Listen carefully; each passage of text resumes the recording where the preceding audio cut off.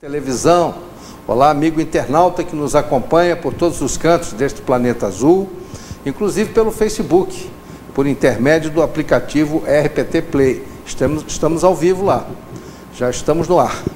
Se você quiser acompanhar pelo Facebook também é uma outra opção que você tem. Está começando mais um programa da série Dossiê História, um programa eminentemente cultural e também de cunho noticioso. Nossa programação é transmitida ao vivo pelo canal 10 Tech Cable, Rede Petrópolis de televisão, às quintas-feiras, a partir de 18 horas. A reprise deste programa você poderá assistir no próximo domingo, pela RPT, a partir de 9 horas da manhã. Em tempo real, pelo Facebook agora, é só baixar o nosso aplicativo RPT Play no seu celular, através do Play Store, e nos assistir em qualquer canto do nosso planeta. Nosso programa também está no YouTube. Para acessá-lo, basta que você digite no campo pesquisar o nome Dossiê História. Ao abrir a página, clique na logomarca e você terá acesso às nossas reprises em ordem cronológica. São 5 anos de programação com os mais variados temas, sempre direcionados à informação de notícias do momento, temas históricos e culturais, temas políticos e referencial à pesquisa acadêmica ou ao entretenimento do internauta. Hoje, dia 6 de dezembro de 2018, programa ao vivo, e nosso primeiro quadro é o dia 6 de dezembro na história. Hoje é o 340º dia do ano no calendário gregoriano, que é o nosso calendário, né, do Ocidente. E lá se foram 340 dias do ano e faltam apenas 25 dias para encerrarmos o ano. Então vamos lá. Vou pedir a vinheta.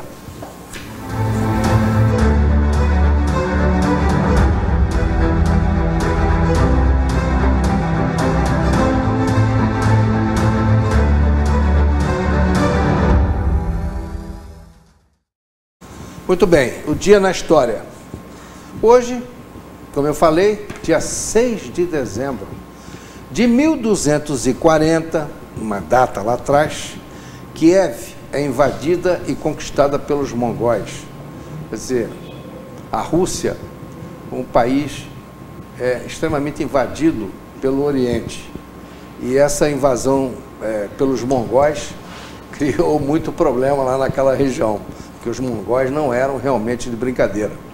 Agora, em 1768, no dia 6 de dezembro de 1768, publicada a primeira edição da Enciclopédia Britânica, Traços do Iluminismo, proporcionando cultura geral acessível ao povo, pelo menos aos burgueses, né, que tinham realmente condição de estudar. E era um movimento filosófico-cultural desenvolvido na França por Diderot e D'Alembert, que catalogado, D'Alembert foi um grande matemático e filósofo também francês daquela época, a época do Iluminismo. E eles catalogavam todo o conhecimento humano a partir da razão, escrita por 19 escritores. Quer dizer, o Iluminismo trouxe a racionalidade, trouxe a razão, a ciência.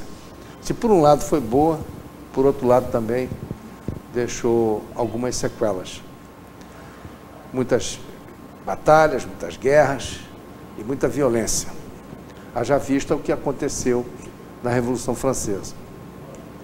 Agora, a primeira enciclopédia do mundo, como eu falei, começou lá na França, né, foi a Encyclopédie, elaborada por Diderot e D'Alembert. E dela participaram Voltaire, Montesquieu, Rousseau, Buffon e o barão d'Holbach. Foi proibida na França pelas leis da censura e para evitar os ataques à igreja e ao velho regime monarquista. Eram 35 volumes que contribuíram para a Revolução Francesa. Ela mesma começou a ser formada a partir de 1751. Em 1815, dia 6 de janeiro de 1815, temos aqui um outro assunto. Após 106 dias de batalha, os colombianos rendem-se aos espanhóis que tomam Cartagena. Houve uma tentativa de independência e os espanhóis, em 1815, lograram abafar essa revolução e o levante. Em 1820, vitória de San Martín na Batalha do Pisco, importante para o processo da independência do Peru.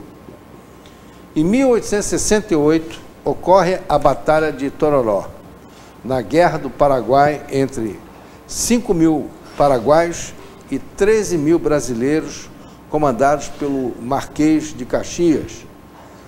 A primeira batalha da Dezembrada, e Tororó foi a primeira batalha da Dezembrada.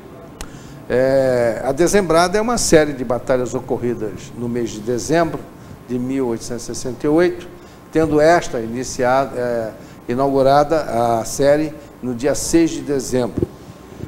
Isso tudo depois da queda da fortaleza do Humaitá em 25 de julho de 1868. Essa fortaleza do Humaitá deu uma briga enorme entre o Exército e a Armada Imperial, quer dizer, a Marinha Imperial, e também ao Comando Argentino, porque durante muito tempo a Armada recusou-se a bombardear a fortaleza do Humaitá, porque os oficiais de marinha brasileiros diziam que os nossos navios iriam ficar vulneráveis aos canhões da fortaleza. E eles temiam essa fortaleza de Humaitá. Ela era toda acorrentada, então os navios não passavam. Tinha que bombardear, destruir a fortaleza para que os navios pudessem passar. Então, durante 2 anos, os navios brasileiros ficaram sediados em um dos rios, dos afluentes lá, do Rio da Prata, num porto argentino, ficaram lá. E o Exército não se conformava com aqueles. Os soldados do Exército achavam, os militares do Exército achavam que a Marinha tinha que enfrentar e tinha que ir à luta. Então, depois de muito tempo, de muito insistir, a Marinha resolveu bombardear. O Paraguai já estava bastante frágil, então eles bombardearam. Quando eles bombardearam, tomaram a surpresa de ver que aquela fortaleza não era assim tão resistente, tão forte como eles imaginavam. Ela caiu com muita facilidade. Então houve um erro de estratégia que atrasou a guerra 2 anos. Se 2 anos antes a Marinha tivesse bombardeado aquela fortaleza de Humaitá, possivelmente a guerra teria terminado um pouco antes e muitas vidas teriam sido economizadas e muito dinheiro também do Brasil, né? Porque o Brasil é que financiou toda a guerra do Paraguai. A Argentina só entrou com alguns homens e mesmo assim, durante um período em que ela defendia territórios dela. Depois, praticamente abandonaram a guerra. E o Uruguai que mandou um contingente de 600 homens, né? O Brasil chegou a ter mais de 120.000 homens nessa frente de batalha. E perdeu 30 a 40 mil homens na guerra. Então essa foi a Batalha de Tororó, 1868, a primeira das dezembradas do dia 6 de dezembro. Em 1877, o cientista Thomas Alva Edison fez a primeira gravação de som que se tem notícia, num aparelho construído por ele mesmo. Isso no dia 6 de dezembro de 1877. Em 1917, a Finlândia declara-se independente da Rússia, que havia anexado a seu território pelo Tratado de Tilsit, assinado entre Alexandre I, que era o czar da Rússia, e Napoleão Bonaparte, em 1807. Engraçado como é que a história se repete, né? Em 1807, então, a Rússia czarina faz um acordo com Napoleão. E em 1808, Napoleão invade a Rússia. E é feita aquela campanha enorme lá que acabou dando um prejuízo enorme à França. A França teve que se retirar e Napoleão caiu logo em seguida. Essa história se repete na Segunda Guerra Mundial, onde a Rússia, a União Soviética já então, na época, a União Soviética e a Alemanha fazem um acordo para dividir a Polônia. E logo em seguida, quando os soviéticos já achavam que estava tudo numa paz, a Alemanha, surpreendentemente, invade a União Soviética. Então a história se repete por outros modos, por outros personagens, em outras épocas. Em 1921, no dia 6 de dezembro também, a independência da República da Irlanda em relação ao Reino Unido, da Grã-Bretanha e Irlanda do Norte, que ficou ainda com a Grã-Bretanha e está sob o domínio inglês até hoje. Em 1956, no dia 6 de dezembro, o líder do movimento contra a segregação racial é preso junto com outras 156 pessoas por causa de atividades políticos subversivas. Porque o Mandela não era apenas um líder político contra a segregação, ele também praticava atos de sublevação e de subversão. Jogava bomba, guerrilha, aquelas coisas, aquelas guerrilhas urbanas, muita gente morreu e ele foi condenado lá em 1956, só foi sair 20 e tantos anos depois. Em 1978, a Espanha aprova uma nova Constituição que estabelece uma monarquia constitucional. Começa então o regime constitucional, monarquia constitucional parlamentar na Espanha, quando já o Franco se despediu do mundo e acabou a ditadura franquista. Era um regime de governo, uma monarquia constitucional, né, como regime de governo, e um parlamentarismo como sistema de governo. Muito bem, então aqui encerramos esse nosso quadro de a história, o dia na história, dia 6 de dezembro na história. Vamos agora ao nosso jornalismo dossiê História e eu vou pedir a vinheta ao nosso manager.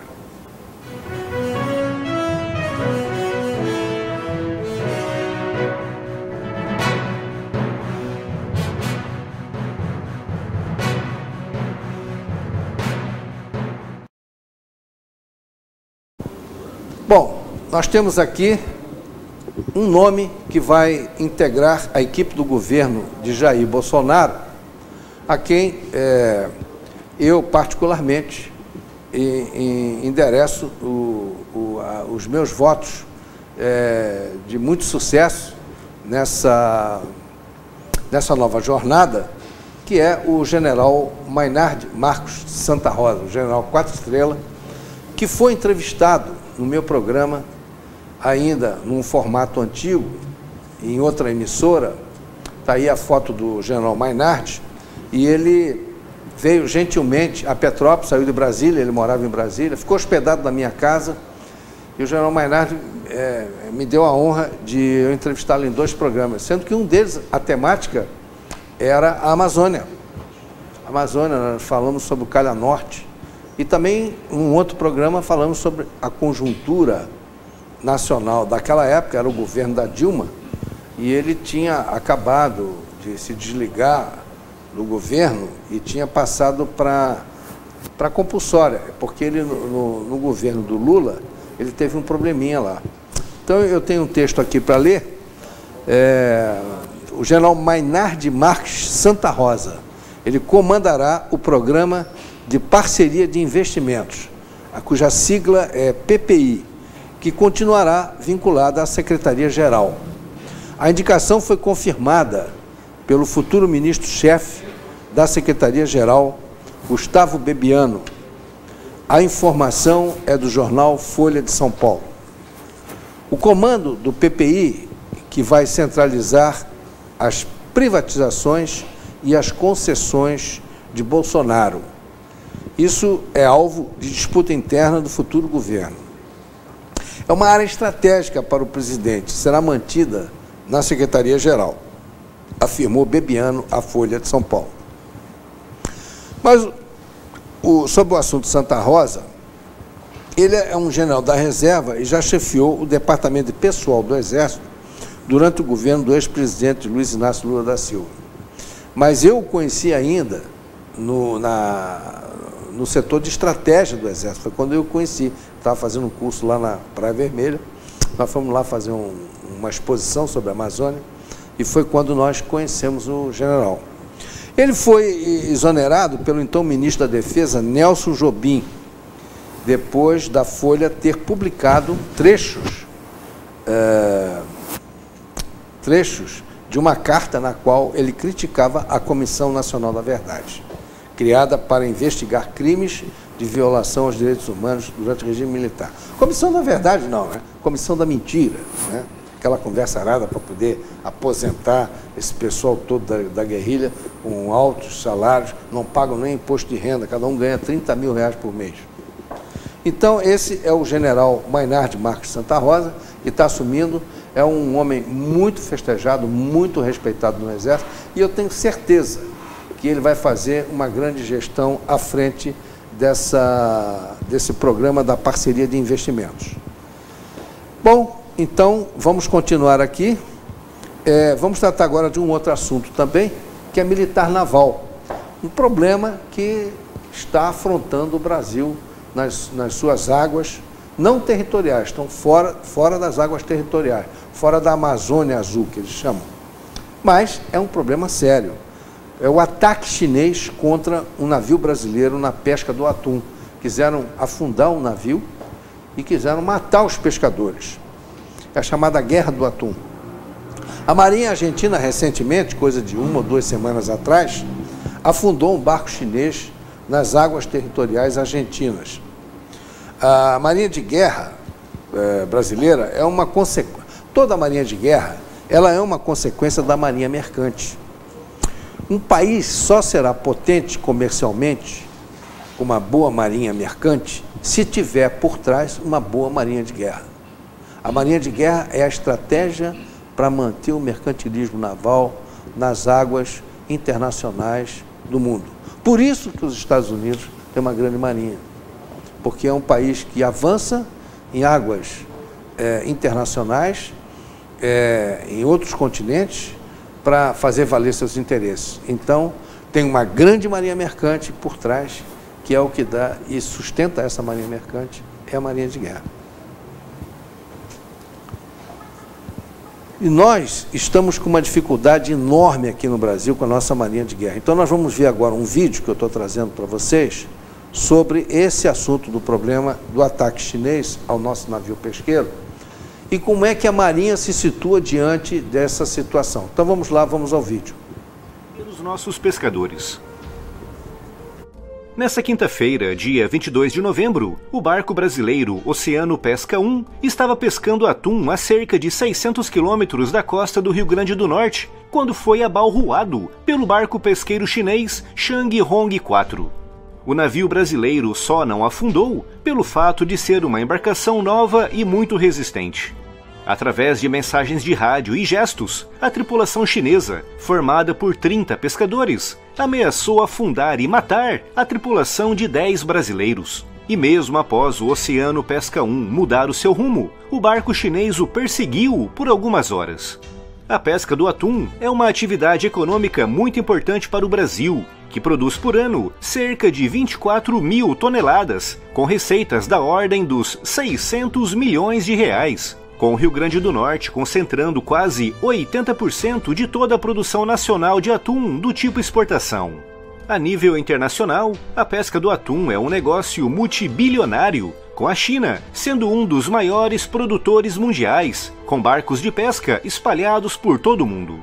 Tratou-se do terceiro incidente envolvendo barcos de pesca chineses em regiões do oceano próximos à costa brasileira, mas foi o primeiro em que houve de fato um ataque, o que mostra que os chineses estão cada vez mais agressivos na defesa dos seus territórios de pesca. E diante disso, o que a nossa marinha pode fazer para proteger os nossos pescadores? É importante notar que o ataque ocorreu em águas internacionais, bem além da zona econômica exclusiva do Brasil, numa região onde a nossa marinha não tem jurisdição. Se o ataque tivesse ocorrido na nossa zona econômica exclusiva, o barco chinês poderia ser apreendido ou mesmo afundado e a tripulação presa. Mas como ocorreu em águas internacionais, o máximo que a nossa marinha poderá fazer nesse caso é investigar e apresentar uma reclamação formal à China. Para evitar futuros ataques, o que a nossa marinha poderia fazer seriam patrulhas nas áreas internacionais de pesca, pronta para correr em auxílio de navios brasileiros vítimas de ataques. No entanto, essa área é gigantesca e a nossa marinha não tem recursos ou meios para manter uma presença militar constante na região. Como se trata de águas internacionais no meio do oceano, esse tipo de missão deve ser feita por, no mínimo, navios de patrulha oceânicos. A Marinha do Brasil tem, nesse momento, aproximadamente 18 embarcações de patrulha adequados para esse tipo de trabalho, como os navios patrulha da classe Grajaú, os da classe Amazonas e os da classe Macaé. Além desses navios, adequados para patrulhas com durações entre os 10 e os 15 dias, também poderiam ser empregadas as nossas 3 corvetas e as nossas 8 fragatas para missões de maior duração. Mas se todos esses meios são insuficientes para manter um olhar 100% vigilante sobre o nosso mar territorial e sobre a nossa zona econômica exclusiva, imaginem então, para garantir a segurança de navios de pesca em águas internacionais, a centenas ou mesmo milhares de quilômetros da nossa costa. Além disso, como a nossa marinha não tem jurisdição em águas internacionais, o máximo que poderia fazer seria intermediar eventuais desavenças, e só poderia atirar em casos realmente muito específicos, como por exemplo se forem atacados primeiro por armas de fogo, ou se estiverem diante de uma flagrante ação violenta de pirataria. Por isso, com os recursos que temos nesse momento, o máximo que a nossa marinha pode fazer é se concentrar na defesa do nosso mar territorial e da nossa zona econômica exclusiva, mas além disso, muito pouco pode fazer a mais.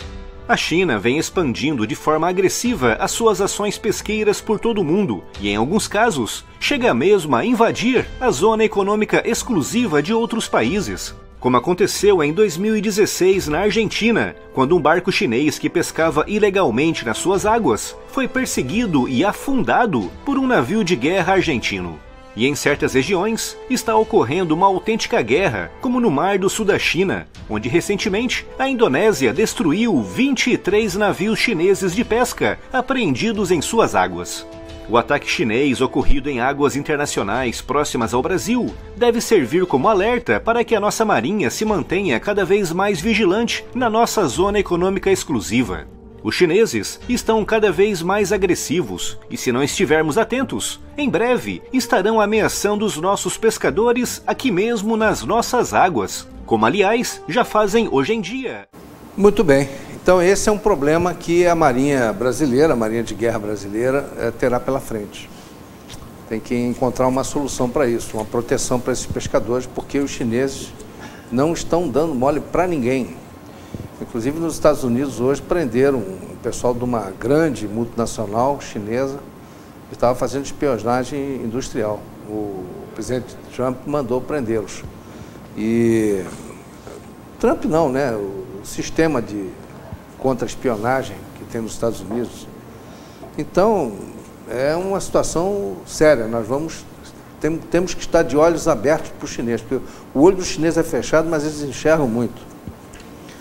Muito bem, então vamos agora ao Ival Gama, que vai falar sobre a situação da Dilma Rousseff. O negócio da Dilma Rousseff não está muito bom para ela, não. Eu tenho a impressão que ela vai ser presa agora em janeiro ou fevereiro, porque a delação do Palocci entrega ela de bandeja. Vamos lá. Oi, meu nome é Ival Gama. Ó, Palocci vai para casa amanhã, hein? Amanhã a 4ª turma lá de Curitiba vai mandar o Palocci para casa. Depois disso, uma grande parte da delação vai vir a público. Alvo, Dilma Rousseff. Se ela pensou que ela ia ficar livre, leve e solta, não, leve não, livre e solta, tá enganada. Que a porrada que vão dar nela pode levar essa mulher para a cadeia ainda esse ano. Não é brincadeira, é muito sério. O que vem da Dilma por aí é uma coisa absurda. Codinome Yolanda, e-mail com os marqueteiros, Passadina, mais médicos e mais um monte de outras coisas que a gente não sabe o que está na agulha para disparar na direção da Dilma. Outra coisa, Dias Toffoli ontem deu uma declaração dizendo que vai julgar novamente a questão da 2ª instância antes de abril. Diz ele que entre Carnaval, Semana Santa, enfim. A questão é a seguinte: vão tentar soltar o vagabundo mor em cima da prisão em segunda instância. Ou seja, o STF vai julgar de novo e vai derrubar a prisão em segunda instância. Acreditem, esse é o plano. Vão tentar soltar o Lula antes de abril. O que podemos fazer para as duas coisas, Dilma e Lula? Bom, criar ambiente nas redes sociais. Nós não podemos deixar a peteca cair. Parece ser chato, parece insistir no mesmo assunto, parece dizer o seguinte: pô, a gente não consegue ter paz, a gente não pode curtir as coisas da vida, não pode curtir a própria política, com o Jair Bolsonaro tomando posse, novos ministros, novos tempos. Podemos, claro que podemos, mas nós não podemos deixar para trás, como todos os brasileiros fazem e faziam, né?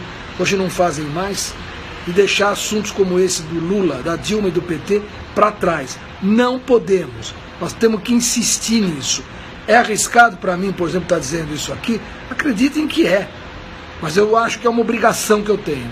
Então nós temos que fazer disso uma bandeira. Lula continua na cadeia e Dilma tem que ir para a cadeia. Muito bem, meus amigos, então voltamos. Esse aí é o Ival Gama. E ele não costuma errar nas previsões dele, não. Esse vídeo era para eu ter colocado na semana passada, não deu tempo. Estou colocando hoje. Viu o que ele falou do Palocci? Ele disse que o Palocci será solto na quarta-feira. E o Palocci realmente foi solto na quarta-feira. Essa questão aí da Dilma, podem esperar, porque vai vir chumbo grosso aí a partir de janeiro. Mutatis mutandis, vamos agora ao nosso tema de fundo. Hoje temos uma entrevista com o nosso dileto e grande amigo Didair da Silva, um nome lendário nessa cidade, um homem que aos seus 87 anos, né, Didi? Conhecido vulgarmente como Didi pelos amigos, ele é muito querido por nós todos. Nós temos uma turma, Didaí está sempre lá, firme e forte. Quero aqui agradecer a sua presença, para mim é uma honra te receber aqui, e os microfones para você dar as suas mensagens iniciais aos telespectadores. Eu quero dar uma boa noite aos espectadores, agradecer o convite do Prisco, que é um amigo dileto de muito tempo, e é sempre uma honra para mim poder participar desse programa contando alguma coisa sobre a nossa cidade, sobre a nossa história e sobre o que eu participei ativamente em uma série de eventos que nós fizemos em Petrópolis, desde que eu aqui vim morar em 1943, porque eu sou nascido em Cascatinha, sou de família de italiano com descendente de portugueses, e eu tive o prazer de vir morar aqui no centro e fazer parte de toda essa comunidade nossa muito grande aqui, e ter uma casta muito grande de amigos diletos, e que é sempre um prazer estar junto com eles. Muito bem, Didi. Eu trago aqui para mostrar quem é o Didi, né, para o grande público. Então, aqui uma matéria que foi publicada na Tribuna de Petrópolis, uma matéria feita pelo nosso querido Joaquim Eloy dos Santos, que é um homem do teatro, e ele aqui, nessa matéria, ele conta a fase áurea do TEP, né, que era o Teatro Experimental Petropolitano. E ele fez uma homenagem ao Didi, colocou a fotografia dele aqui, e Didaí da Silva, ator que brilhou, porque ele foi um grande ator de teatro aqui em Petrópolis, ator que brilhou nos palcos de Petrópolis, do estado do Rio de Janeiro, e hoje dirige o Museu Casa do Colono, que é, inclusive, a matéria que nós vamos falar aqui hoje com ele, sobre a Casa do Colono, que ele é o homem que comanda lá, que é o guardião, né? É o supervisor, segundo a nomenclatura, que eu faço parte, sou o supervisor do Museu Casa do Colono, que é uma casa que foi tombada e ela é administrada para homenagear todos aqueles colonos que aqui chegaram para fazer a nossa cidade. Está ali a foto da casa, da fachada da casa, e está muito bem arrumadinho. Eu estive lá ontem, filmei algumas cenas lá, e há muitos petropolitanos que nunca foram lá, né? Apesar de que a grande frequência é de turista, né? De um modo geral, Prisco, 70% da nossa população raramente visita os nossos museus, né? E os colégios? Os colégios vão com muita frequência, nós temos uma visitação escolar muito grande, porque a nossa cidade tem uma importância histórica maior do que muita gente não sabe ainda. Porque a nossa cidade, se vocês não sabem, foi a primeira cidade planejada e urbanizada no Brasil. Ela foi colonizada em 12 quarteirões pelo major Júlio Frederico Keller, que era, além de topógrafo, ele era um engenheiro formado e amigo do Pedro II, nosso imperador da época. E a nossa cidade foi colonizada em 12 quarteirões e, a posteriori, foram feitos mais 11 quarteirões que compõem toda a nossa cidade. E a nossa cidade tem um detalhe muito interessante, ela tem 3 características distintas. Ela foi feita num vale fechado, todas as nossas ruas são ladeira, e, diferentemente da colonização portuguesa, os rios são feitos na frente da casa, porque é uma tradição na Inglaterra a casa ficar atrás do rio. E em Portugal já é o contrário, o rio fica nos fundos das casas. E aqui foi feito, houve uma pequena discussão entre Pedro II e o Keller, mas ele acabou vencendo a discussão e fazendo. Então, em qualquer região aqui de Petrópolis, qualquer lugar que você passar, o rio é na frente das casas, que é uma tradição da Alemanha, ou seja, que não era Alemanha na época que os colonos aqui chegaram, era Germânia. A Germânia era o Império Germânico, né? Didi, deixa eu colocar uma coisa aqui. Ainda voltando ao teatro, você começou a fazer teatro aqui em que ano? Eu comecei a fazer teatro aqui em 59, porque o Teatro Experimental Petropolitano foi fundado em 56. Eu passei a participar em 59, porque a minha vida foi muito interessante. Tudo aquilo que eu participei de teatro, de rádio, televisão, foi tudo acidental. Nada foi programado. Foi coincidentemente, por amizade de alguns colegas meus, e foram me levando, e eu acabei fazendo rádio 17 anos, fiz teatro 14 anos, até 1973, encerrando com a peça Procura-se uma Rosa, e a peça que mais sucesso nós fizemos foi A Cegonha se Diverte, uma comédia francesa que era uma sátira ao nascimento, ou seja, a gravidez das pessoas por acidentes. Naquela época o teatro em Petrópolis era muito rico, né? Nós tínhamos um elenco, nós tínhamos 3 elencos dentro do grupo. E era muito concorrido e nós tínhamos um prestígio tão grande que não teve um espetáculo nosso que a gente não enchesse o Teatro Santa Cecília, que era o teatro que... E, infelizmente, naquela época, por ser arrendado ao Arte Palácio, nós tínhamos apenas uma data por ano. Então, nós ensaiávamos 6 meses, fazíamos a peça na primeira semana de outubro e depois a gente ia para São José do Rio Preto, a gente ia para Magé, para Santo Aleixo, a gente ia para Areal apresentar as peças que aqui nós fazíamos. Esse era o nosso grande mote. E com isso a gente levava um pouco de cultura, porque teatro é cultura, que é uma coisa que no nosso país é um pouco complicado a nossa cultura. Muito bem, então volvendo aqui a Casa do Colono, que é o nosso tema de hoje, a casa de que ano? Aquela casa foi construída em 1847 por um cidadão da Germânia chamado Johann Gottlieb Kaiser.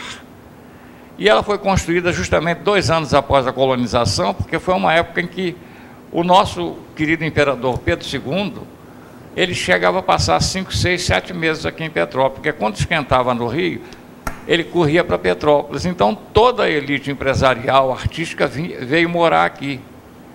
E então era muito comum. Eles disseram, e nessa época já existia o nosso trem, que foi criado por Irineu Evangelista de Souza, que é o nosso Barão de Mauá, que recebeu o título porque nessa época o trem saía do porto de Mauá e vinha até a raiz da serra, e logo a posteriori foi feita uma cremalheira, que é uma roda gigante, com os encaixes, e o trem passou a vir até nosso centro de Petrópolis. A propósito, você sabe por que o trem chegou aqui? Porque o trem até então, o ponto final dele era lá na raiz da serra. O pessoal subia de cavalo ou de carruagem. Exatamente. Aí, mas tem um detalhe. Isso, até o final do século XIX era assim. Até o final do século XIX era assim.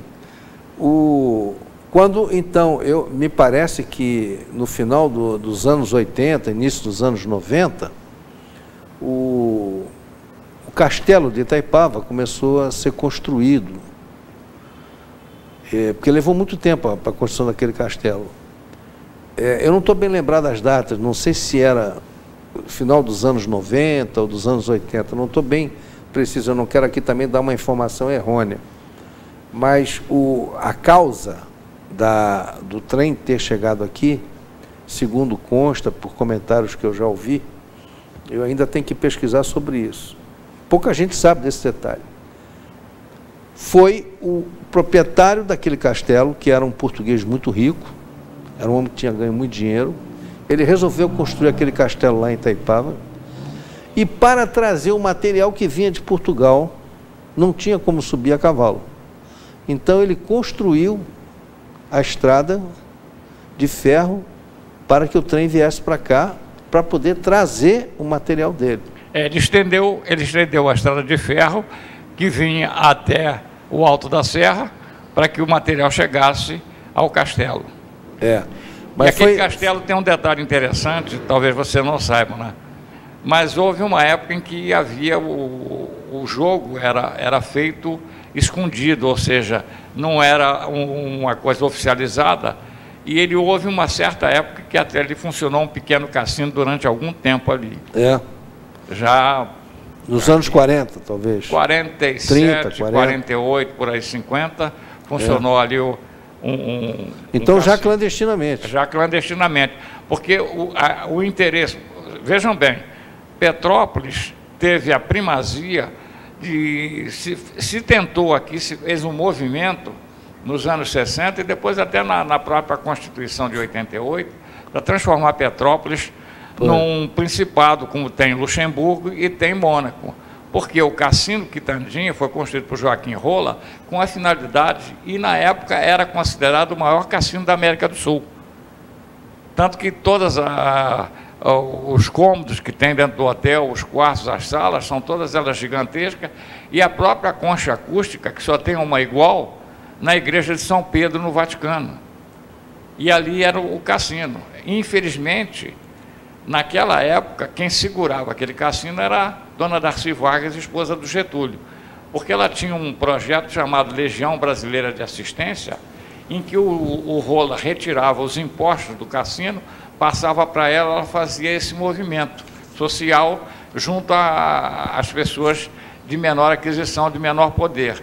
E ela ia contornando o Getúlio, e o Getúlio até que em 1947, funcionou ali 1 ano e 7 meses, 1 ano, o Getúlio virou-se para ela e falou assim: olha, eu estou deixando o poder, vai entrar o Dutra, e eu não sei se ele vai segurar o jogo.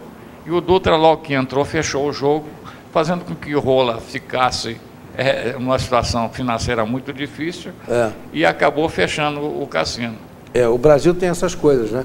Mudam-se a regra do jogo repentinamente, e aí seria interessante se nós tivéssemos esse principado aqui, porque nós teríamos uma visitação turística muito grande, porque nós faríamos parte, seria o trio de principados. A iniciativa dessa proposta foi do Carneirão, né? Diário de Petrópolis. Foi uma iniciativa do Carneirão, com Tito Santos, com Fernando Mora, comigo, com Paulo César Viseu, com o nosso grupo todo, que a gente tinha um grupo muito unido ali. Tentamos, mas infelizmente não conseguimos fazer essa primazia, que hoje o nosso município seria um principado com projeção internacional. Bom, então voltando aqui à Casa do Colono, o proprietário, que era Johann Gottlieb Kaiser. Gottlieb Kaiser. Ele era um prussiano, né? Ele era um prussiano. Eu vou pedir aqui ao meu querido Michel, nosso manager, para passar aquele filmezinho muito esquisito que eu fiz lá da casa, porque eu não sou profissional da área de filmagem, mas eu improvisei lá um filme, vamos ver, né? Então, Didi, você vai narrando aí, ó. Aqui nós temos, como vocês podem ver, a primeira caixa de música inventada. Era uma caixa de música alemã, aquela partitura era um disco com as ranhuras, E no fundo nós tínhamos uma outra ranhura ali. E tínhamos 10 campainhas. Cada campainha tinha uma nota musical. E à medida que se dava a corda, ela ia fazendo o giro e ia formando uma melodia. E foi graças a essa caixa de música que se fez aquela caixinha de música que vocês conhecem hoje, com aqueles dois bailarinos, e ela faz toda a melodia em plim-plim, por causa das campainhas que nós tínhamos ali. Eram 10 com 10 notas diferentes. E essa foto aí? Essa foto aqui é uma foto do Quarteirão Brasileiro, em que foram instaladas 3 famílias muito importantes da colonização, que é a família Fecha, a família Gal e a família Maivorme, que é uma tradição daquela região ali. Que aquela região ali chamava-se Quarteirão Westfália, e ali você tinha o Quarteirão Brasileiro. Tinha uma banda de música também ali no fundo, né? Nós tínhamos algumas bandas de música, porque os alemães, ou seja, os germânicos, eram muito musicais. E nós temos uma foto próxima daquela ali, em que tinha a banda mais importante, que era a banda dos Gustavos. Essa banda foi criada por Gustavo Eckart, com a maioria dos componentes da banda eram seus familiares. Aqui são 2 colonos que vieram para cá, da família... São 2 famílias que ainda temos aqui descendentes, que é Capes e Bretes. Bretes? A família do... Quem não se lembra do Germano Bretes? Dr. Germano Bretes, que era dono até de um laboratório de análise clínica. Aqui era a banda dos Gustavos. Essa foto foi feita na Chácara Binot, que hoje é o Orquidário Binot, que fica localizado no Retiro. A casa é a mesma, com uma pequena reforma, e se mantém a tradição, só que hoje é um orquidário. Sei.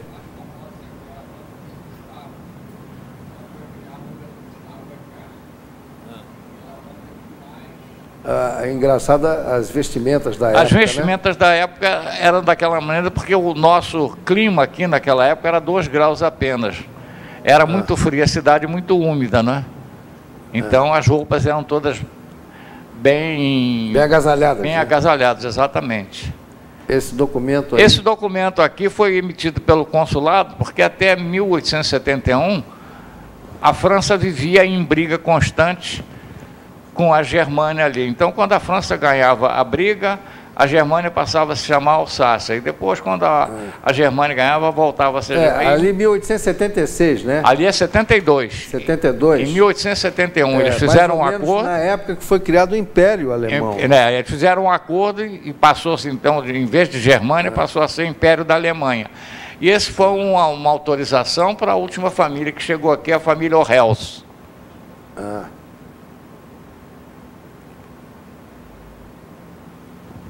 E aqui era uma outra banda muito interessante. Essa banda era na Fazenda Mosental.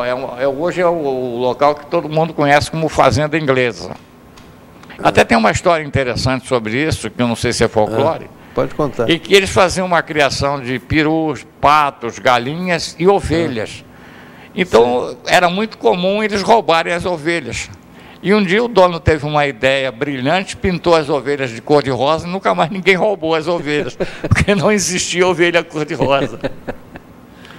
Não sei se é verdade ou se é folclore. Aí uma bandinha aí, ó. Era uma bandinha. E vocês podem ver que tem algumas pessoas de cor, porque nessa época dessa banda, já havia aquela lei que a Isabel fez do ventre livre. Aqui era a bandinha de São Pedro de Alcântara, quando eles estavam estreando os uniformes. E um fato interessante que vocês podem observar, são meninas de um lado e meninos do outro, né? E a banda com os novos uniformes que eles fizeram na época. Interessante. E aqui uma foto que nós fizemos, né? Eu e meu amigo Hélio Banal, que eu tenho que agradecer a ele, que foi muito gentil comigo. O Hélio Banal te ajudou muito lá, né? O Hélio Banal me ajudou bastante, porque tudo aquilo que eu queria pesquisar, eu pedi a ele, ele tinha um pouco mais de tempo que eu, e ele me dava tudo pronto, né? Muita coisa que eu hoje conheço foi graças à ajuda dele. Isso aqui é nosso centro histórico em 1915, 70 anos depois.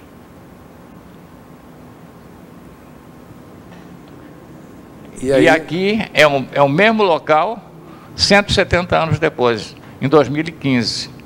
Então a nossa cidade tem essa característica, por ser num vale fechado, ela cresce para o alto.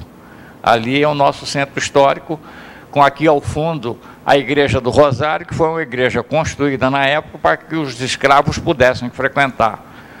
Porque a nossa catedral, na época, era de frente ao nosso Museu Imperial hoje, que era o Palácio da Concórdia. E ali foi demolido, e essa nova igreja catedral foi colocada mais adiante com autorização do imperador, porque a Isabel era muito católica.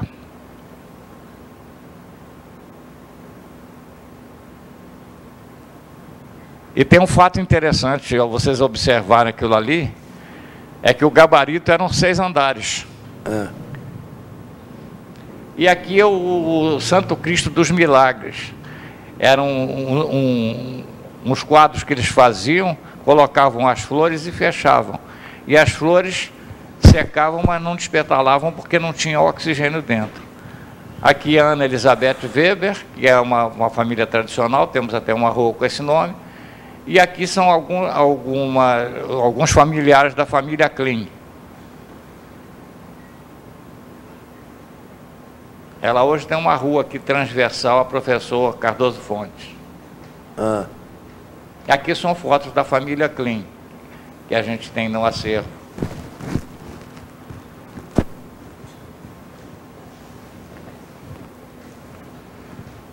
E aqui vocês podem, isso aqui é um desenho que foi muito bem feito, do quarteirão Vestifália, que é hoje a nossa rua Barão do Rio Branco. Então vocês podem ver aqui, é um desenho feito do caminho do Imperador, que era a subida da serra para passar por Petrópolis, que era assim que hoje é aquela descida que todo mundo conhece como Lopes Trovão. É um desenho muito bem feito. Foram as primeiras caravanas que começaram a subir pela Serra da Estrela.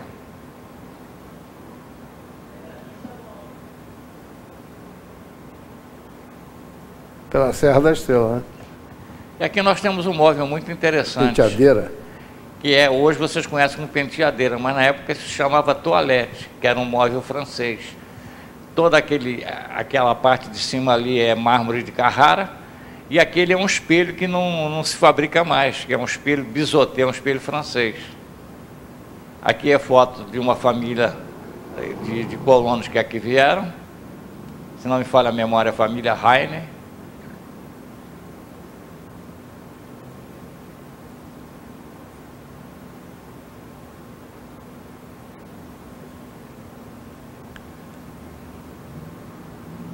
Peguei a foto de frente, assim saiu a minha sombra no fundo. E ali era o brasão da família Kaiser, porque era muito comum e era um costume da Germânia, eles fazerem os brasões e cada família colocava aquilo no portal da casa ou no portão, e as famílias eram identificadas por isso. Aqui era o quarto dos meninos, que é no sótão, que naquela época todas as casas tinham sótão. Ali naquele mostruário são livros de escola, de colégio da época. Ali nós temos uma arca, que é nos guarda-roupas, e a casa, como vocês podem ver, é toda de encaixe. É uma casa que não tem prego nem concreto. É uma casa de 171 anos, né? O esquema de construção dessa casa era muito interessante, que você fazia toda a estrutura de madeira e depois, então, era encaixado as paredes. Quer dizer, primeiro a estrutura de madeira, depois o encaixe. Primeiro a estrutura de madeira. Até recentemente, depois a alvenaria. Recentemente eu vi num programa de televisão uma casa igualzinha a essa sendo construída em Pomerode, em Santa Catarina, que é uma região que tem muitos alemães ainda. Eu estive lá recentemente. E aqui nós temos algumas planas, né, que eram instrumentos usados, porque a segunda família que morou aqui, que acabou sendo dona da casa, foi a família Sutter, que um dessa família Sutter casou-se com uma filha do Kaiser. E eles eram marceneiros na época. E aqui nós temos a relação dos colonos que aqui chegaram por ordem alfabética.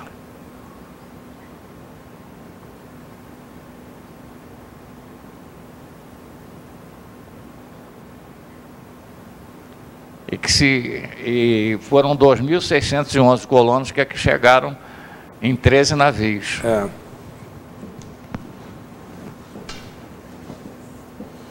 Muito bem. Então, É o que eu podia informar a respeito. Eu espero que vocês vão visitar com mais frequência a minha casa, que ela está muito bonitinha, muito bem conservada.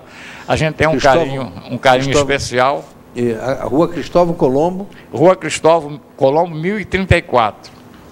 Muito bem. Aqui tem muita gente de fora da cidade que assiste também o nosso programa. Nós temos uma visitação, inclusive... esse convite. Inclusive, o Prisco, nós temos uma visitação até internacional. Recebi recentemente 4 turistas chineses que vieram visitar a casa. Recebemos ali alemães, americanos, franceses, holandeses. Nós temos uma visitação muito importante. Ô Michel, parece que tem uma foto aí do fogão, não sei se deu para você editar. Aquele fogão que fica na externa da casa, esse. Não, isso não é um fogão, isso é um forno. Pô, perdão, forno. Isso é um forno comunitário, porque naquela época poucas casas tinham esse forno. Então, quando esse forno era aceso, toda a comunidade vinha fazer o cozimento de pães e bolos. E ele é um forno de maneira diferente, porque o forno que vocês conhecem hoje, você coloca a brasa dentro. Esse não, era colocado a madeira do lado de fora, que ele tem um vão, e ali era colocado fogo na madeira, e quando ela estava em brasa, então toda a comunidade vinha fazer o cozimento de pães e bolos dentro daquele forno. E aquele quadrado marcado ali, é que aquilo eles colocavam uma chapa de ferro com um pano molhado. O pano molhado era o termômetro. Quando ele estivesse seco, já estava todos os pães e bolos cozidos. Eu tenho aqui observar, assinalar aqui com mais detalhe, que é o seguinte, o forno ele faz uma curva dentro daquele quadrado lá, da alvenaria.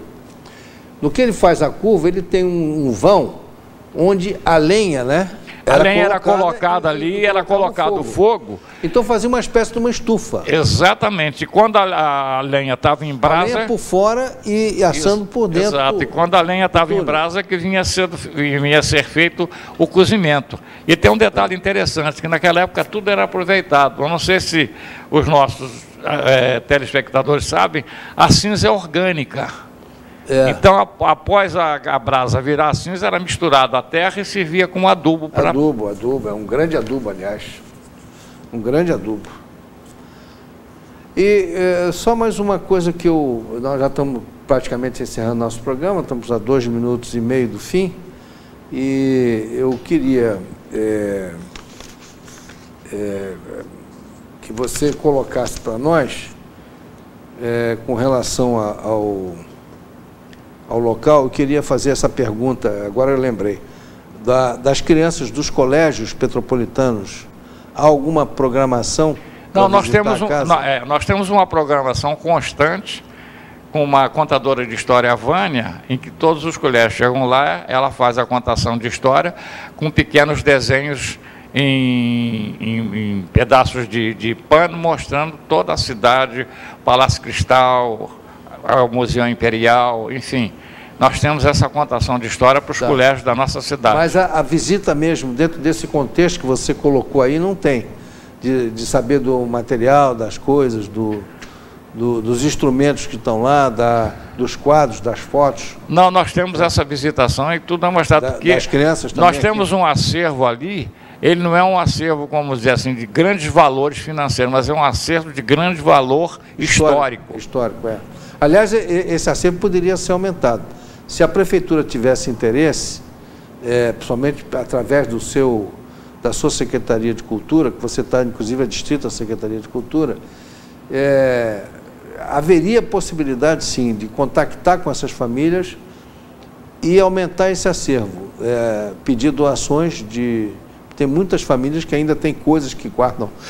De vez em quando nós recebemos algumas doações que passam pelo Instituto Histórico para serem catalogadas e elas vêm fazer parte do nosso acervo. Ok, Didi, estamos encerrando nosso programa. Agradeço muitíssimo a sua presença. O programa estará sempre à sua disposição quando você quiser renovar esse encontro. E futuramente, quando tivermos um outro assunto, vamos voltar aqui. Vai ser um prazer muito grande conversar com você. Muito obrigado. Ô Prisco, é um prazer participar do seu programa e eu fico feliz por poder contar um pouquinho da nossa história. Perfeito, ok. Quero também agradecer ao telespectador que nos honrou com a sua audiência até agora, renovando o nosso compromisso para quinta-feira da semana que vem e aqui avisando a vocês todos que o nosso programa tem uma reprise domingo, às 9 horas da manhã, aqui pelo canal 10 da Tech Cable, Rede Petrópolis Televisão. Uma boa noite a todos e até a semana que vem com uma nova atração.